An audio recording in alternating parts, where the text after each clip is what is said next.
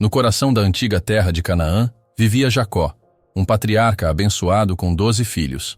Mas, entre todos, havia um que ele amava de forma especial, José. Nascido de Raquel, a esposa que Jacó mais amava, José era o 11º filho e o primogênito da velhice de seu pai. Esse amor paternal se manifestou em um presente notável, uma túnica de muitas cores. Mais do que uma simples peça de vestuário, essa túnica simbolizava o favoritismo de Jacó, destacando José dos seus irmãos. Eles, por sua vez, observavam com amargura. A preferência de Jacó era um veneno que enchia seus corações de inveja e ressentimento. Mas o estopim da discórdia veio de um lugar inesperado, dos sonhos de José. José era um sonhador, não apenas no sentido poético, mas literalmente. Seus sonhos eram vívidos e proféticos.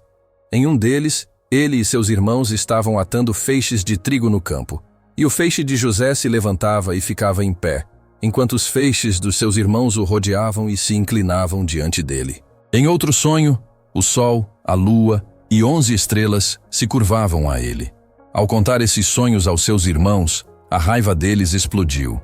Eles interpretaram os sonhos como uma profecia de que, um dia, teriam que se curvar a José, e a inveja se transformou em ódio. Um dia, quando os irmãos de José estavam pastoreando as ovelhas de seu pai em Dotã, Jacó enviou José para ver como eles estavam. Ao avistá-lo de longe, a conspiração tomou forma. Eles decidiram matá-lo, lançá-lo em uma cisterna e dizer a Jacó que um animal selvagem o havia devorado. Rúben, o mais velho, movido por uma ponta de compaixão, os convenceu a não derramar sangue. A sugestão dele era apenas lançá-lo na cisterna, com a intenção secreta de resgatá-lo mais tarde. Mas o destino de José tinha outro rumo. Quando um grupo de mercadores ismaelitas se aproximou, Judá teve uma ideia diferente. Por que matar José e ter a culpa do sangue? Eles poderiam vendê-lo, e assim, por 20 moedas de prata, José foi vendido como escravo.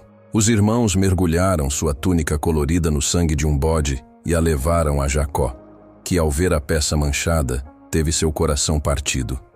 Ele chorou por dias, acreditando que seu filho amado estava morto. O escravo no Egito. A jornada de José o levou até o Egito, uma terra de pirâmides e faraós, onde ele era apenas um escravo. Ele foi comprado por Potifar, o capitão da guarda do faraó.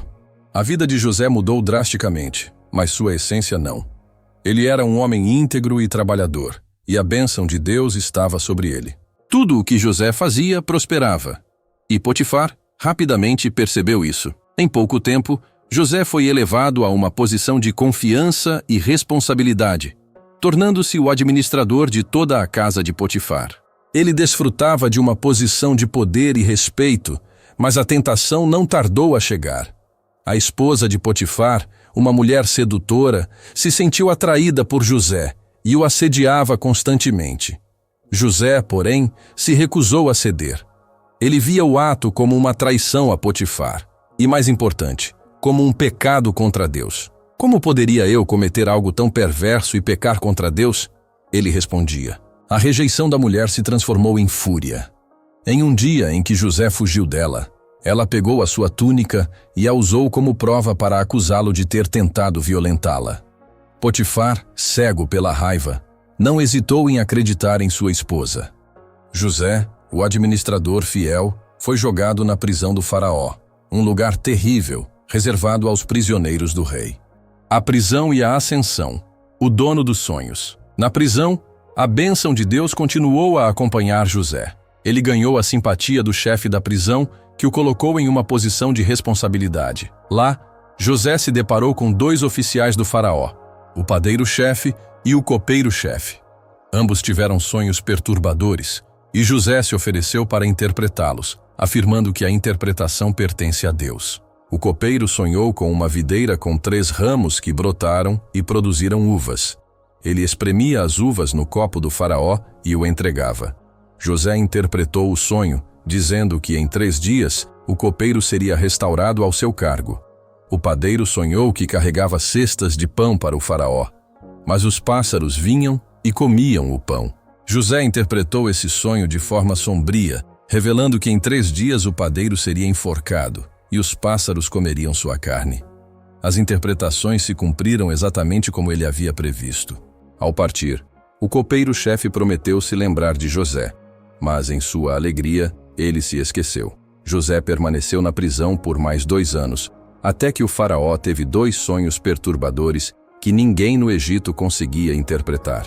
Ele sonhou com 7 vacas gordas que saíam do rio Nilo, seguidas por 7 vacas magras que devoravam as vacas gordas. No segundo sonho, 7 espigas de trigo cheias e viçosas eram devoradas por 7 espigas mirradas e ressecadas.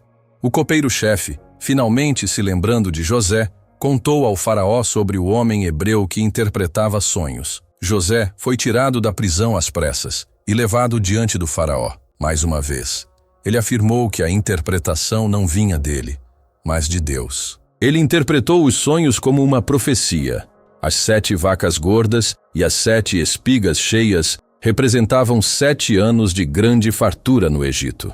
As 7 vacas magras e as 7 espigas mirradas representavam 7 anos de fome severa, que devoraria toda a abundância dos anos anteriores. A sabedoria de José impressionou o faraó. Ele viu a mão de Deus na vida de José e decidiu agir. O faraó elevou José a uma posição de poder inigualável, tornando-o o governador do Egito, segundo apenas a ele mesmo. José, o ex-escravo e ex-prisioneiro, agora tinha autoridade sobre todo o reino. Ele tinha 30 anos quando começou a servir ao faraó. A fome e o reencontro. José usou sua nova autoridade para se preparar para a fome. Durante os 7 anos de fartura, ele supervisionou a coleta e o armazenamento de grãos, construindo celeiros massivos em todas as cidades do Egito. A colheita era tão vasta que eles pararam de contar. Quando os anos de fome chegaram, a praga se espalhou por toda a terra. Mas no Egito, havia comida. As pessoas de todas as nações vinham ao Egito para comprar grãos. E os filhos de Jacó em Canaã também foram forçados a fazer a mesma jornada. 10 dos seus irmãos viajaram para o Egito, deixando Benjamim, o mais novo e filho da mesma mãe que José, com o pai. Jacó temia que algo ruim acontecesse com ele. Ao chegarem, eles se curvaram diante do governador, sem saber que era o seu irmão. O sonho de José havia se tornado realidade. Ele os reconheceu imediatamente, mas se fez de estranho e falou de forma áspera. José os acusou de serem espiões. Ele os pôs à prova, retendo um deles, Simeão, e exigindo que trouxessem o irmão mais novo para provar que eram honestos. Os irmãos retornaram a Canaã, e Jacó ficou desesperado, recusando-se a deixar Benjamim ir. No entanto, a fome era tão grande que eles não tinham outra escolha. Eles voltaram ao Egito com Benjamim e, ao vê-lo, o coração de José se encheu de emoção. Ele os convidou para uma refeição em sua casa e, mais uma vez, os testou. Ele mandou esconder um copo de prata na saca de Benjamim. Quando os irmãos estavam a caminho de casa, eles foram alcançados e acusados de roubo.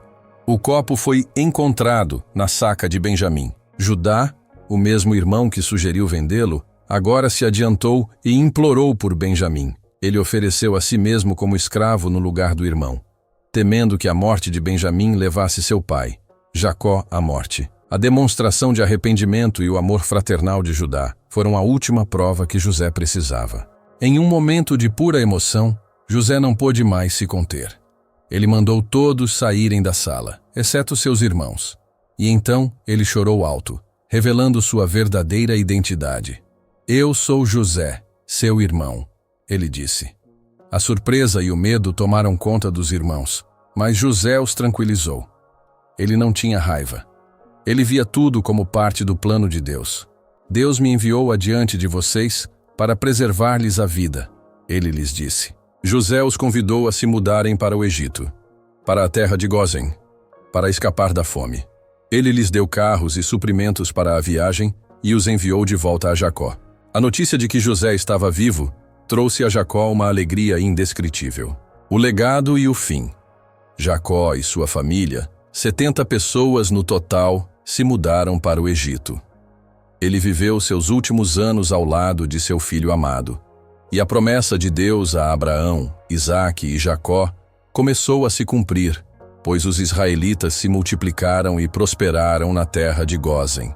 José viveu uma vida longa e próspera. Ele foi uma figura de poder e influência, mas permaneceu humilde e temente a Deus. Antes de morrer, ele fez uma última e notável profecia. Ele disse aos seus irmãos: "Eu estou morrendo, mas Deus certamente os visitará e os fará subir desta terra para a terra que ele jurou a Abraão, a Isaque e a Jacó. Ele os fez jurar que quando eles voltassem para a terra prometida, levariam seus ossos consigo." A história de José é uma jornada de traição, sofrimento e, finalmente, triunfo. É uma narrativa que nos ensina sobre a providência divina, o poder do perdão e a capacidade de Deus de transformar o mal em bem.